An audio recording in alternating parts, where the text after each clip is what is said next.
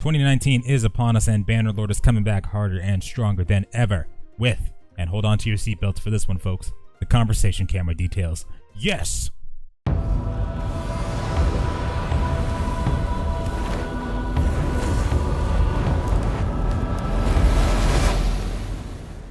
What's up everybody and welcome back to some news about Bannerlord. This week we'll be talking about two different blog posts regarding the game. On the 10th of January they brought us some information about this new immersive camera they've implemented. The old UI format of Warband and the first game were too dated in their eyes, perhaps even a bit messy. To assist with this new UI they have implemented, it's much less intrusive. The camera gently shifts to focus the NPC you're engaging in dialogue with, while retaining the view perspective you play the game from.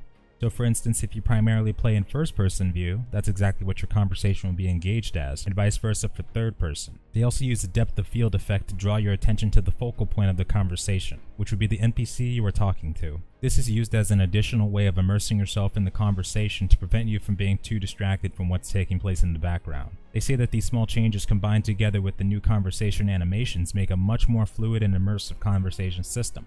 The last thing they've added is more characters to the conversation in instances where it would be appropriate. Like for instance, if you have a group of bandits preparing to attack you, one of them might decide to joke about your hat while the other one decides to insult your sister, essentially double signing the contracts to their own death.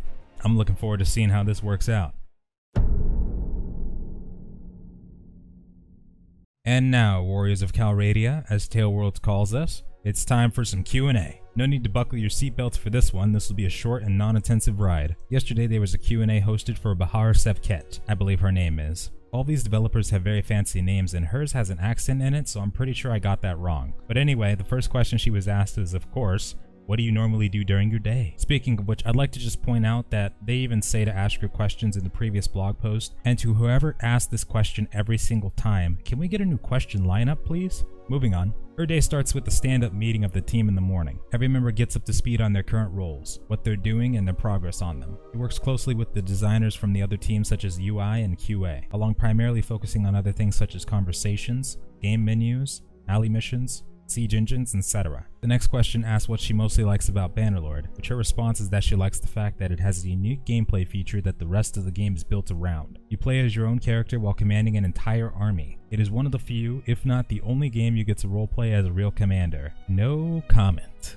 You don't control your troops as you would in a typical strategy game with the God view. Instead, you are alongside your soldiers on the battlefield. Amen to this, by the way. This has got to be one of my most favorite things about Mount and Blade as a whole.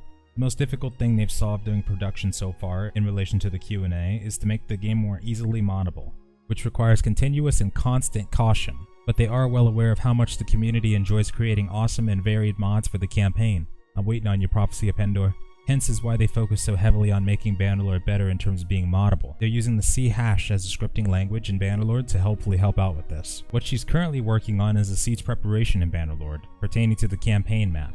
Both the player and the AI can build siege engines before assaults, as we've seen in previous footage. Recently, they've implemented a new tactics feature, which ensures that the player build the siege engines via selecting one of the siege tactics available and will receive a pre-downloaded waiting list for siege engines that are useful to the selected tactic.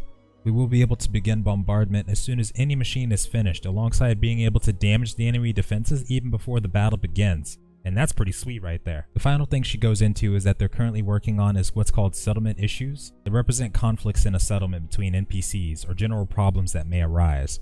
These events will pop up randomly during a game that will affect the properties of a settlement, such as the prosperity, morale, etc. Us as players will have to find out solutions to those problems in a specific time frame using whatever means we can.